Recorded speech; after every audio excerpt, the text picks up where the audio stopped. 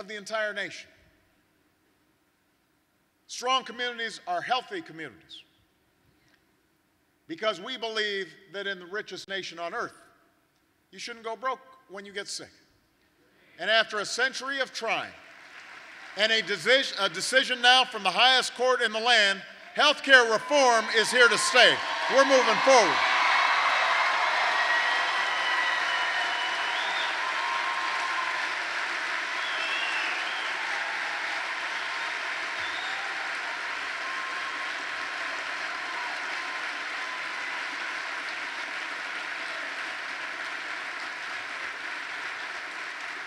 Insurance companies will no longer be able to discriminate against those who are sick.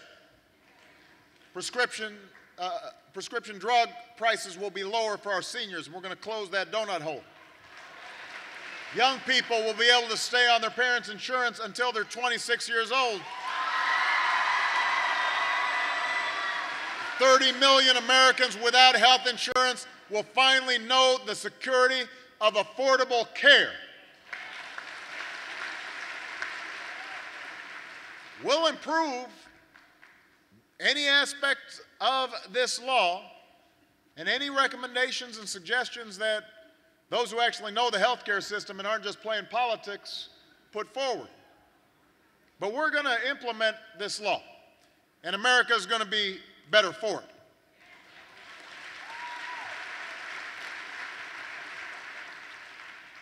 Now, I've got to say that, I recognize we are in political season, but the Urban League understands that your mission transcends politics.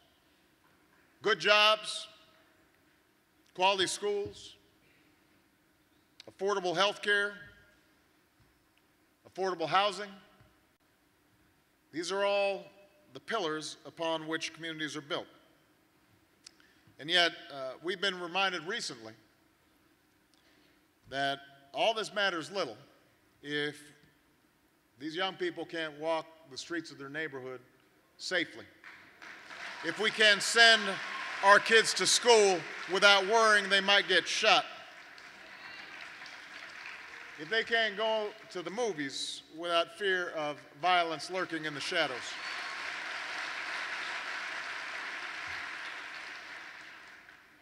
Our hearts break for the victims of the massacre in Aurora.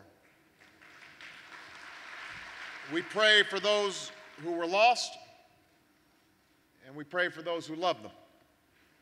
We pray for those who are recovering with courage and with hope. And we also pray for those who succumb to the less publicized acts of violence that plague our communities in so many cities across the country every single day. We can't forget about that. Every day. In fact, every day and a half, the number of young people we lose to violence is about the same as the number of people we lost in that movie theater. For every Columbine or Virginia Tech, there are dozens gunned down on the streets of Chicago and Atlanta, here in New Orleans.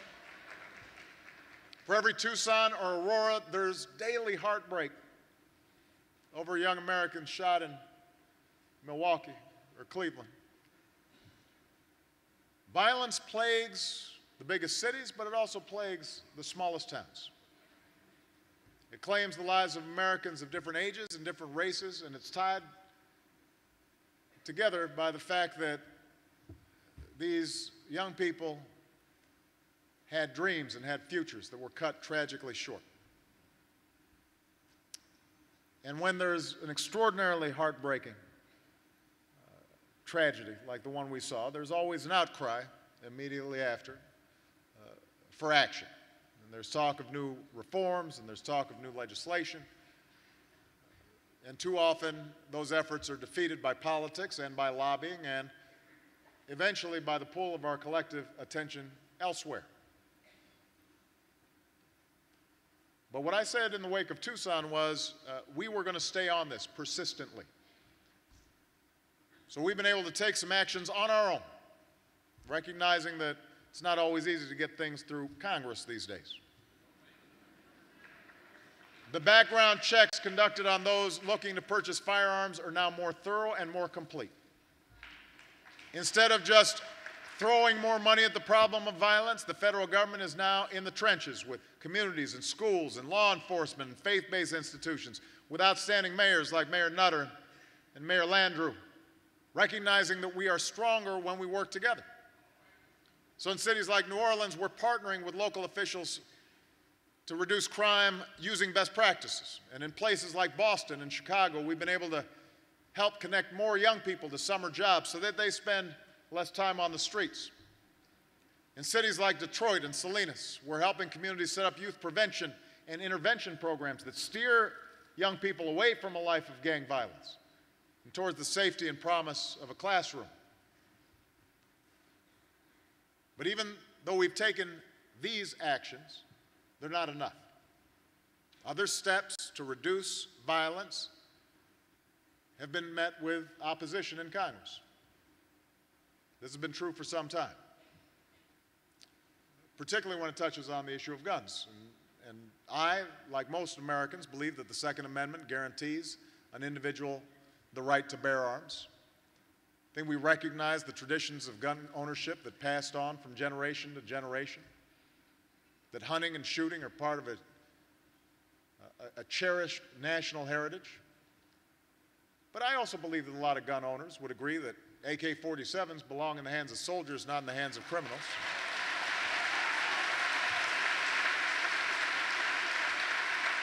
That they belong on the battlefield of war, not on the streets of our cities. I believe the majority of gun owners would agree that we should do everything possible to prevent criminals and fugitives from purchasing weapons. That we should check someone's criminal record before they can check out a gun seller. That a mentally unbalanced individual should not be able to get his hands on a gun so easily. These steps shouldn't be controversial, they should be common sense. So I'm going to continue to work with members of both parties, and with religious groups, and with civic organizations, to arrive at a consensus around violence reduction. Not just of gun violence, but violence at every level, on every step. Looking at everything we can do to reduce violence and keep our children safe, from improving mental health services for troubled youth to instituting more effective community policing strategies. We should leave no stone unturned and recognize that we have no greater mission as a country than keeping our young people safe. And as we do so, as we convene these conversations, let's be clear, even as we debate government's role, we have to understand that when a child opens fire on another child, that there's a hole in that child's heart that government alone can't fill. It's got to be up to us as parents and as neighbors and as teachers and as mentors to make sure our young people don't have that void inside them. It's up to us to spend more time with them, to pay more attention to them, to show them more love so that they learn to love themselves, so that they learn to love one another, so that they grow up knowing what it is to walk a mile in somebody else's shoes and to view the world through somebody else's eyes.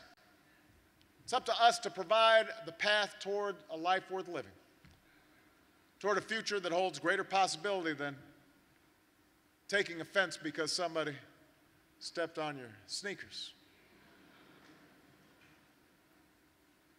That's the difference that we can make in our children's lives and in the lives of our communities.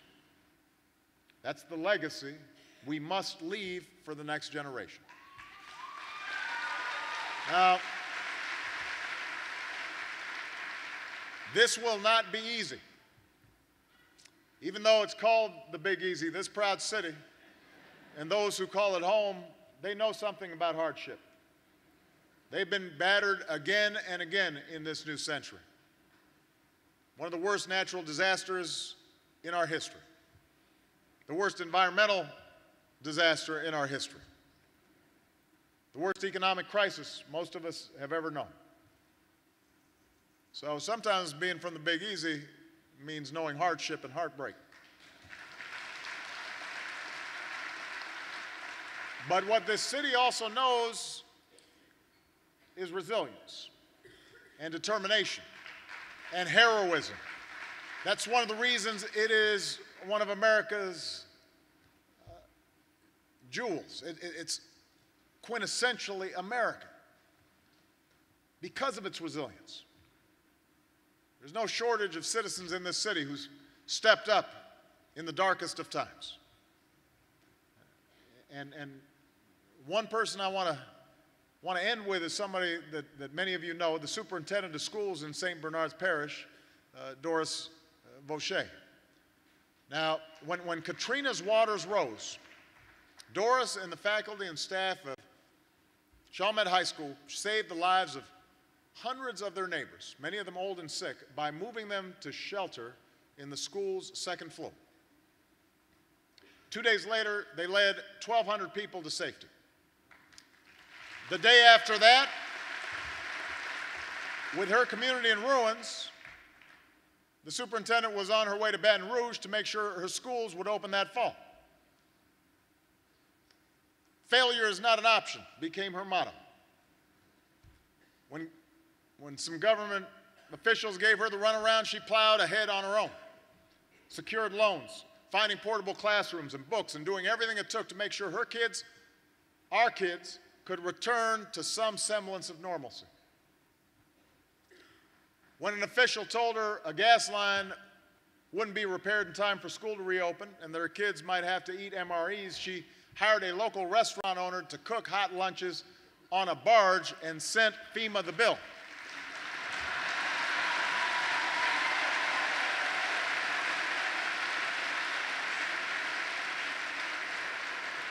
On the first day of school, less than 3 months after Katrina swept ashore, she heard a young child who'd endured nearly 3 months of suffering and hardship yell out loud, "Real food!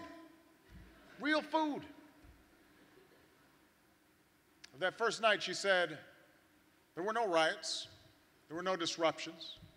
There were just hundreds of people just like you and the person sitting next to you, in the blink of an eye, having lost everything that they had worked for over their entire lifetimes, who now look to us for rescue, and we accepted that responsibility because that's what school people do.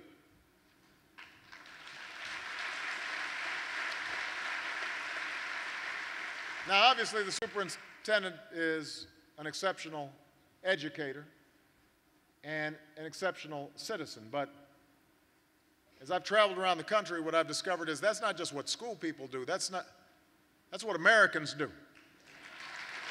That's what Americans at their best do. When I travel to Joplin, Missouri, that's what folks in Joplin do. When I go to Aurora, that's what people in Colorado do.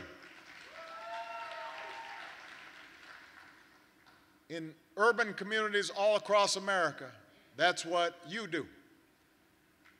For more than 2 centuries, our journey has never been easy and our victories have never come quickly. And we have faced our share of struggles and setbacks and climbs that have seemed too steep, just like we do today. But we know what we're fighting for. We can see the America we believe in. A country where everybody gets a fair shot and everybody's doing their fair share, where everybody's playing by the same set of rules. And if we don't keep fighting as hard as we know how for that America, if we don't keep fighting for better jobs and better schools and a better future, who will? That's our challenge. We don't quit. Folks in New Orleans didn't quit. Americans don't quit. We accept responsibility. We keep on going. We keep marching. We keep moving forward. Failure is not an option.